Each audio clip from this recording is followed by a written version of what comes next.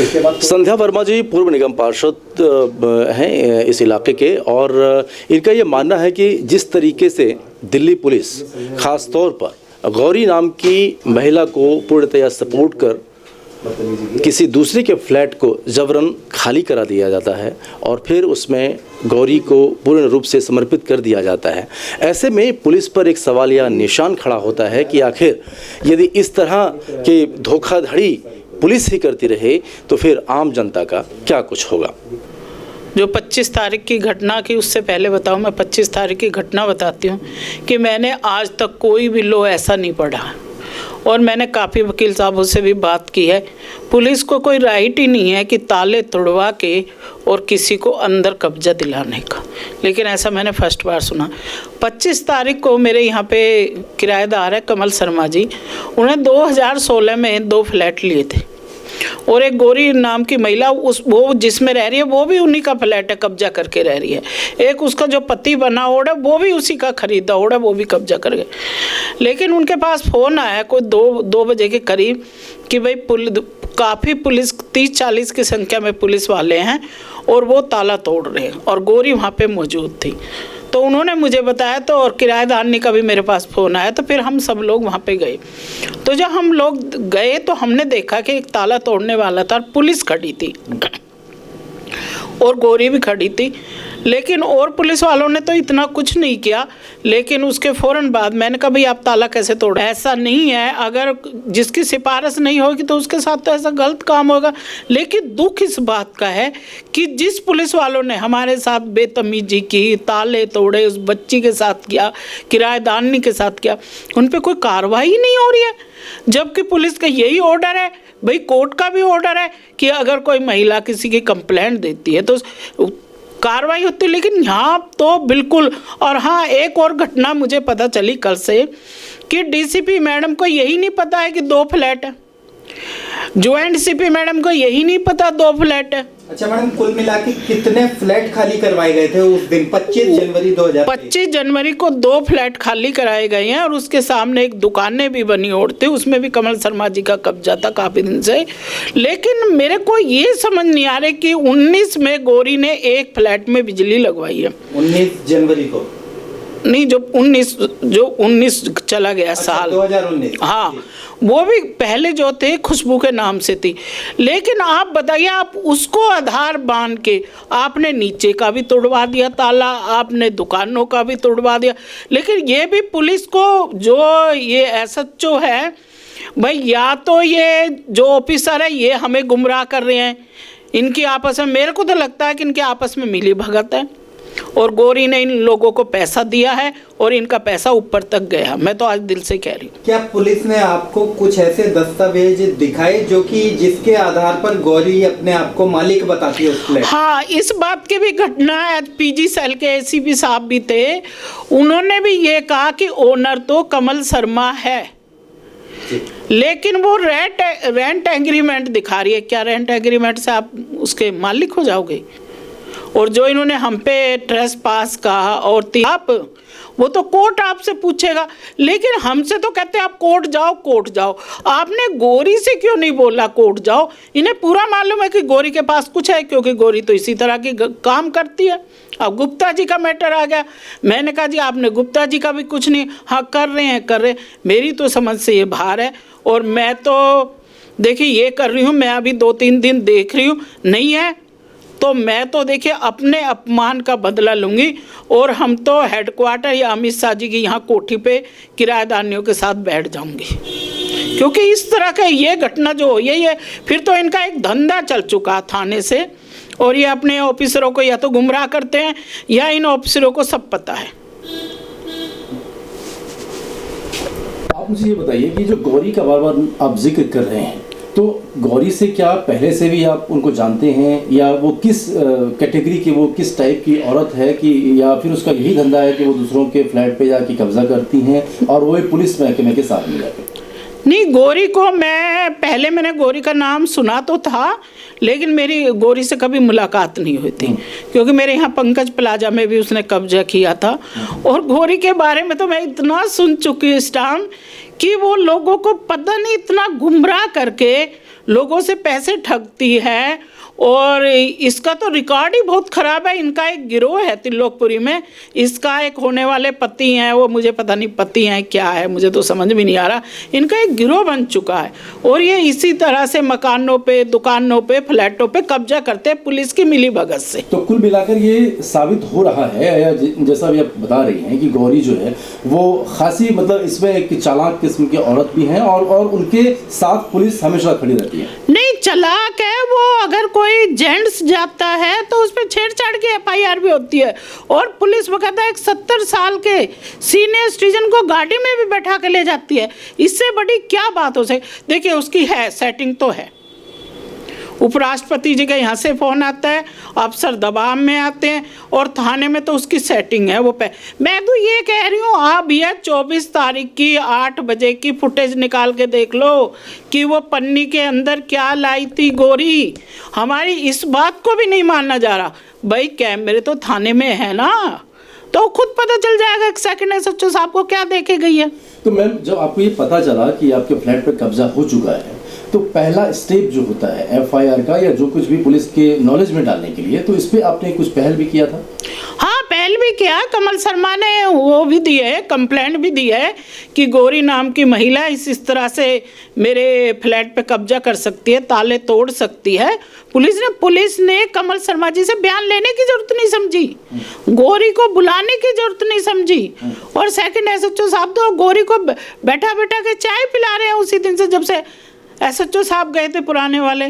तो मैडम क्या लगता है पुलिस ने क्या दस्तावेज ऐसे देखे जो कि गौरी को मालिक बना दिया? नहीं, पुलिस आज भी कह रही है कि मालिक नहीं है गौरी। यही मेरी समझ से अलग है कि गौरी मालिक नहीं है। कोई दस्तावेज, सिर्फ एक किराएदारों के नकली एफिडेविट दिखा रही है। क्या बहुत सी प्रॉपर्टियां मेरी भी पड़ी हैं, तो ये थोड़ी कि कोई किराएदार का एफिडेविट बना लेकर वो उसका मालिक हो जाएगा। तो मैडम जो मौजूदा किराएदार थे, जैसा कि हमें पता लगा पुलिस उनका सारा सामान उठा के थाने ले गई है, क्या क्या सामान था आप उसके बारे में बताएं। देखिए जो मुझे किराएदारनी ने बताया उसका काफ़ी सामान था। उसने अपनी बच्चियों के लिए, देखिए कोई घरों में भी काम करते, वो भी थोड़ा थोड़ा अपनी बच्ची के दहेज के लिए जोड़ दिया, क्योंकि ये तो बन चुका है जी। तो वो तो कह रही है कि कान के भी थे बच्ची के, कल किसी चेन भी थी, अंगूठी भी थी, वो काफ़ी सामान बताया। उसका गृहस्थी का सामान था। वो तो बेचारी आज रोड पे, हम जैसे लोग हैं, मैंने रजाई दी है, किसी ने कुछ दिया, वो तो बेचारी आज भी रोड पे, उसका तो सारा सामान थाने में है। फिलहाल थाने में किस जगह रखा हुआ है? नहीं देखिए, थाने में मुझे ये नहीं पता किस जगह, लेकिन टेम्पो के अंदर आया था। अब ये थाने में कहाँ रखते हैं कहाँ नहीं, हमें तो कोई बताया नहीं है कि भी आपने सामान का, कोई उसकी लिस्ट नहीं है उसकी। वो वहाँ पे चली गई थी किराएदारनी, कम से कम उसकी मौजूदगी तो होनी चाहिए थी। ये तो गुंडा राज बन गया। और ये मयूर विहार थाना इस तरह की घटनाएं करता है, क्योंकि जो गौरी के साथी हैं वो इस तरह की घटनाएं करते हैं। और गौरी के इतने हौसले बुलंद है कि एक बार हमें ढंग से नहीं बैठाया जाएगा थाने में, लेकिन गौरी जी को चाय पिलाई जाएगी। तो मैडम क्या लगता है पुलिस ने क्या सोच के ये काम किया, किसी का घर उजाड़ दिया पूरा? देखिए इनका सेटिंग रहती है थाने में। गौरी ने पैसा दिया, अच्छा पैसा दिया। देखिए जब आप किसी की प्रॉपर्टी पे कब्जे करोगे, आप लोगों को मूर्ख बनाओगे, तो आपके पास तो पैसा है।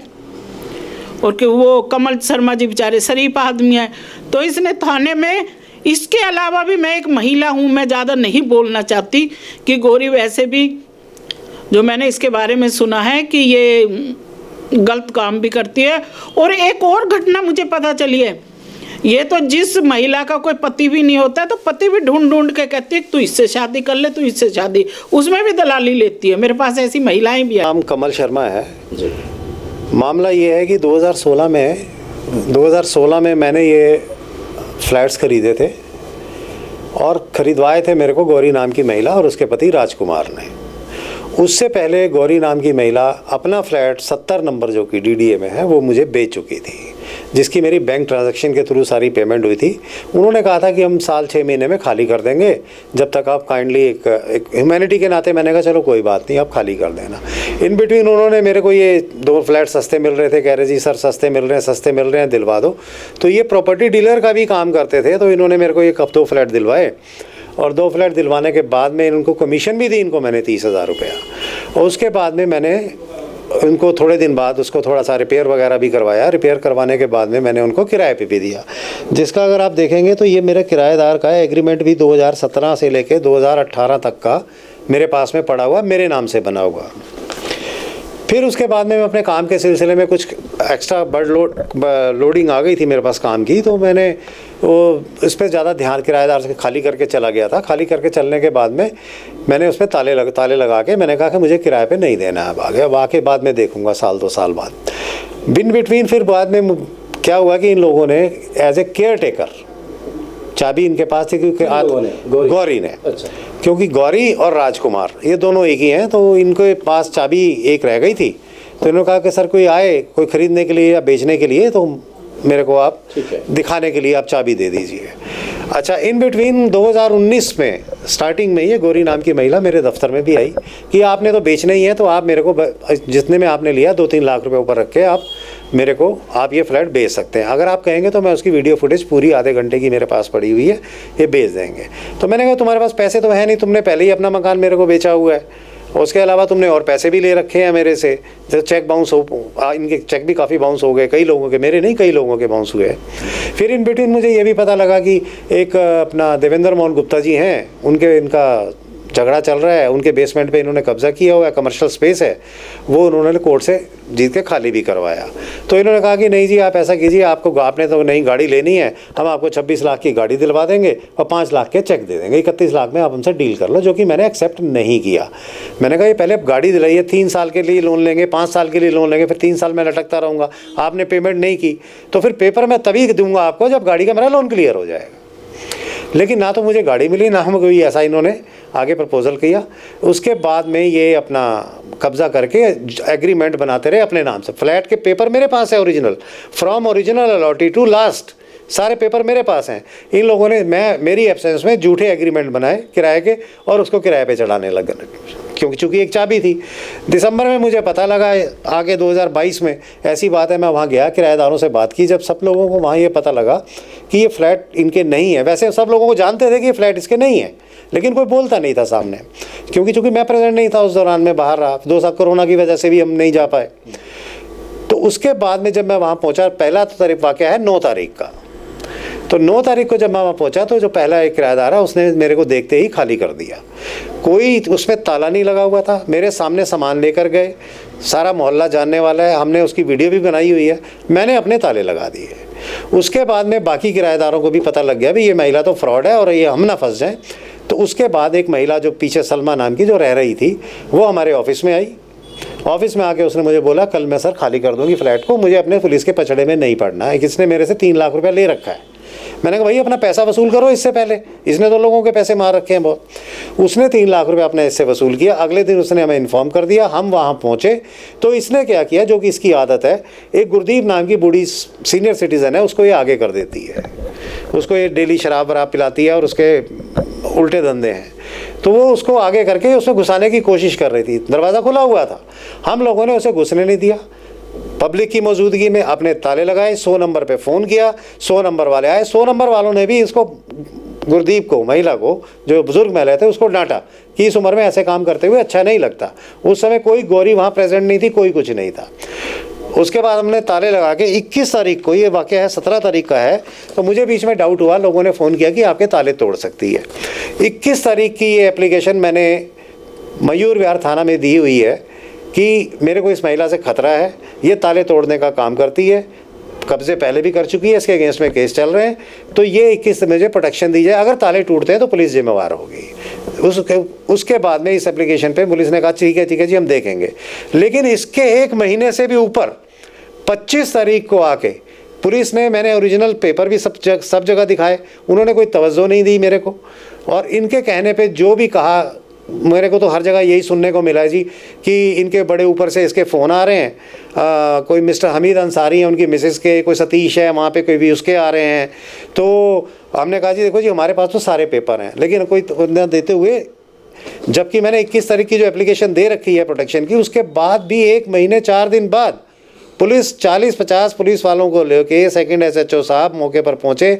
हम भी वहां जब पता लगा कि पुलिस ताला तोड़ रही है, हमने उसकी वीडियो बनाई, सारी फुटेज हमारे पास में। उन्होंने हमें धक्के मार के बाहर निकाल दिया। मेरे साथ संध्या वर्मा मैडम थी, उनको भी मार के जिप्सी में बिठा के धक्के मार के लेते हुए ले गए और जिप्सी में बिठा के सीधा थाने में ले गए। बोले कि आपकी जमानत करानी पड़ेगी, आपने ट्रेसपासिंग की है। और भाई मैंने किसी के ताले तोड़े हों तो मैंने ट्रेसपासिंग की है। अपना मकान, मेरे पास कागज़, मोहल्ला गवाही दे रहा है, अपने मकान के मैं ताले तोड़ूंगा? और कोई ताले तोड़ते हुए कोई फुटेज तो दिखाए। मैंने तो सामान रखने से मना किया। बुढ़िया वो आंटी जो थी, भैया आप ऐसे काम मत करो, अपना सामान रखे, अपने ताले लगाए हैं, उसकी वीडियो बनाइए। ये है जी मेरा मामला। और अब मेरे वही परेशान किया जा रहा है कि आपका कुछ हो नहीं सकता, अब आप कोर्ट जाइए। ये है जी असली मामला।